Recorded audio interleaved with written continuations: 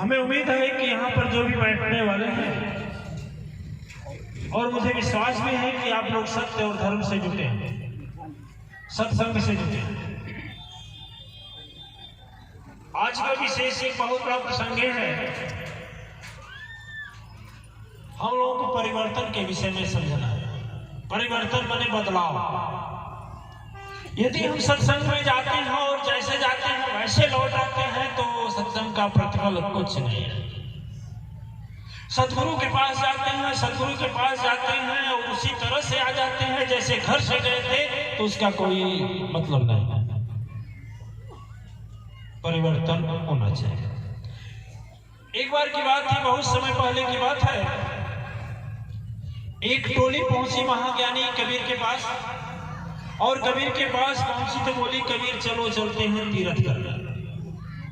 आप लोग भी जाते हैं, आप लोग भी जाते हैं तीर्थ करने, लेकिन कहा जाता है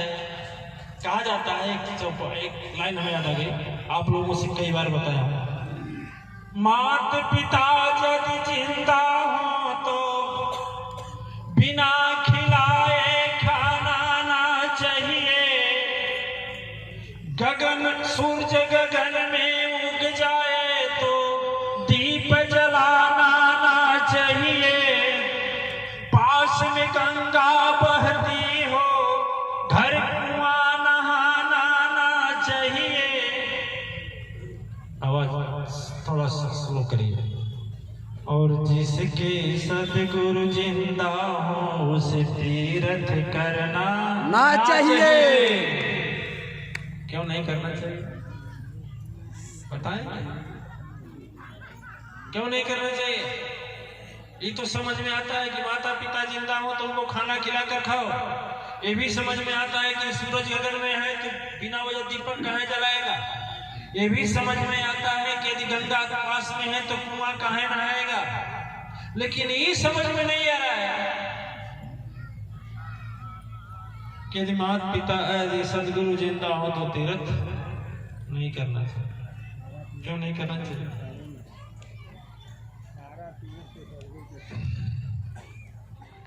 एक आरती आती है, आरती में एक बोल आता है कि दो चरण रूप दो गंगाधार जय पाप विनाशनि नमो नमः।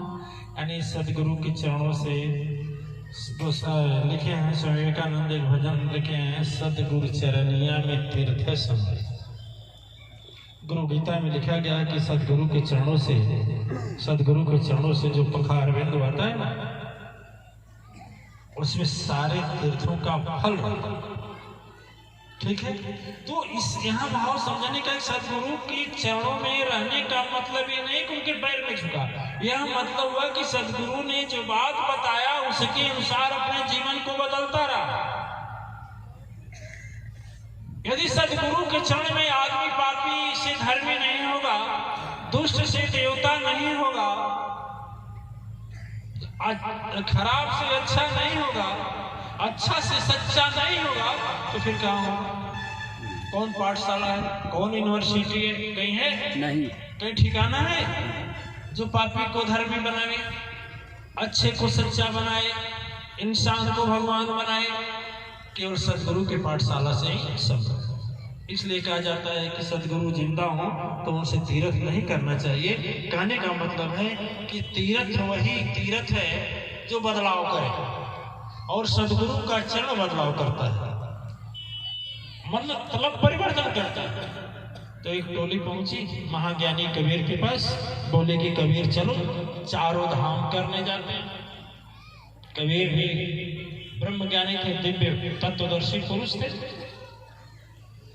वह टोली से बोला कि ठीक है भैया, ऐसा है कि मैं तो गृहस्थ आदमी को जाने का फुर्सत नहीं है, मैं तीर्थ करने के लिए रोक नहीं लगा रहा हूँ, थोड़ा ज्ञान की बात समझा रहा हूँ। ये मत सोचिए मैं तीर्थ करने के लिए रोक लगा रहा हूँ, जिसकी सदगुरु जिंदा हो। अच्छा ये बताओ,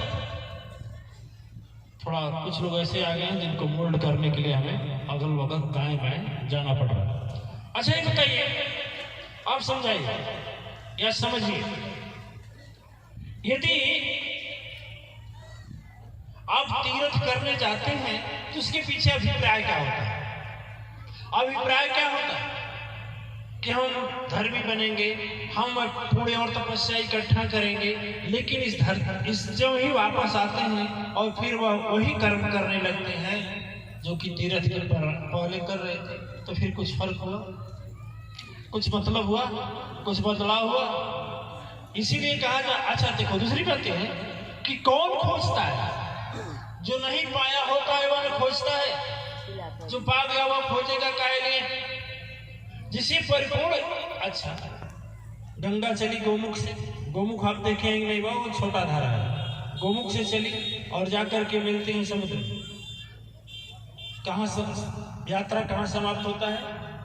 सूरज समुद्र में समाप्त हो गया। अब उसके बाद जाने के बाद कहाँ जाएंगे? लास्ट स्टेज है ना। तो जब सारा सुख मिल जाता है, अब जब जिसको विश्वास न हो, हमको लोग बोलते हैं प्राय, तो हम बोलते हैं भैया ऐसा करो ना, गुरु खोजे वो जिसको गुरु न मिला हो, तीर्थ करे वो जिसको तीर्थ न मिला हो, और जिसको मिल गया परिपूर्ण विश्वास हो गया कि मैं पा गया, तो फिर काहे का चक्कर लगाएगा? घन चक्कर तो उस दिन खत्म हो गया, उसी दिन समाप्त हो गया जिस दिन मन में विश्वास हो गया कि मैं अपने सदगुरु से मिल गया। लेकिन यदि मन में थोड़ा सा भी कहीं क्लेश है, थोड़ा सा भी शंका है, तो वह व्यर्थ। तो टोली जब पहुंची गुरु जी के पास, कबीर जी के पास, तो कबीर जी ने कहा कि भाई ऐसा करो कि मेरे पास तो समय नहीं है, मैं गृहस्थी आदमी हूँ, मेरा कमंडलू ले लो। कमंडलू कौन था? तुमड़ी। तुमड़ी यानी किसका तुमड़ी? लौकी का।